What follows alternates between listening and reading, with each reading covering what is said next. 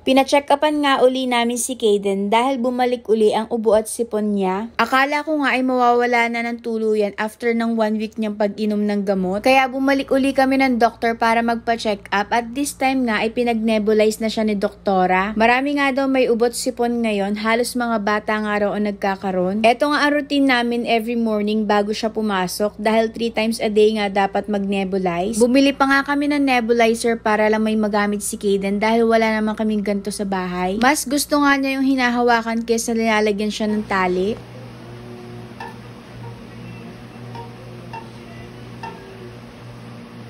Nung hapon naman ay pinasyal ko nga siya uli dito sa SM dahil matagal na kaming hindi nakakalabas. Pinagpahinga nga muna namin siya dahil nagkaroon siya ng ubot sipon. Nagmerienda nga muna kami dito ng donut habang iniintay sina mama at si Ate Rain. Meron kasi silang binibili at hindi na nga kami sumama dahil gusto na nga laruin ni Kaden itong toy na binili niya. Iniintay lang namin si Daddy dahil meron lang siyang pinuntahan saglit at sabi nga niya ay malapit na daw siya. After nga namin kumain ng donut ay dumiretso naman kami dito sa may Kenny Rogers para mag-dinner. Tingnan nyo naman yung table namin. Ito na ata yung magiging dinner namin. Itong mga toys ni Kaden.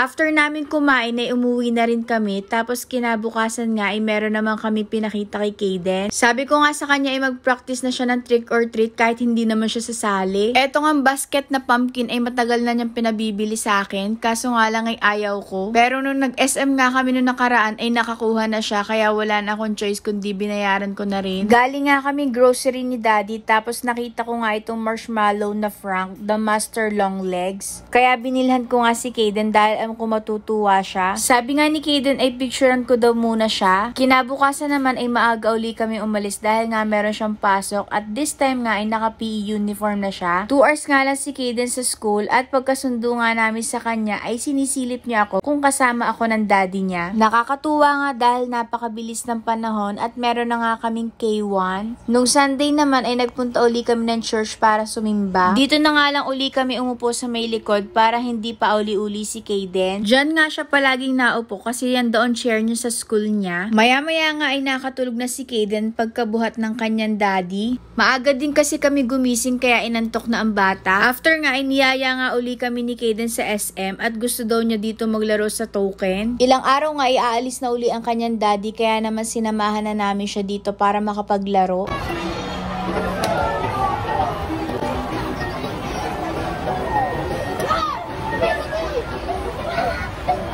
Worth 50 pesos na token nga lang yung binili ko at meron ka na nga 11 na tokens. Minsan nga hindi pa nauubos ni Kaden yun dahil nag-aaya na nga siyang umalis.